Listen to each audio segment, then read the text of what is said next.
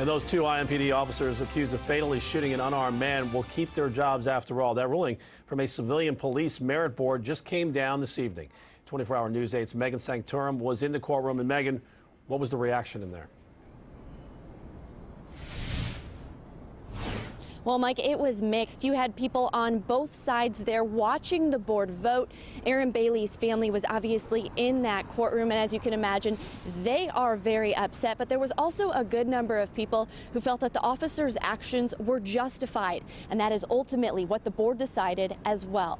Aaron Bailey was shot and killed last summer after driving away from a traffic stop and crashing his car. The officers involved testified before the board, saying Bailey refused to listen to commands to put his hands up. They said they thought Bailey was reaching for a gun and turning around to use it when they shot him. Bailey was later found to be unarmed. IMPD's police chief recommended the officers involved be fired, saying they did not follow their training. Ultimately, it was up to the board to make that decision. We talked to both sides after the decision came in. Here's what they had to say. My heart is broke. I'm upset. I'm clearly mad. For them just to sit there and feel like that's okay, just to let two officers that shot an unarmed man with his back turned, let them back to have their jobs, they're putting everybody in danger. It's just ridiculous to me. I'm not going to stop fighting justice for my father, Aaron Bailey, never. Very much appreciate the hard work of the merit board in deciding that they were going to rule on the facts, not rule on the politics, not rule on the optics, but make a decision on the facts. And we think the facts were overwhelming, that although this shooting was tragic in its outcome, it was a legal, terrible shooting, but it was justified because they reasonably believed they were going to be fired upon, and that was the only reason they fired their weapons that night.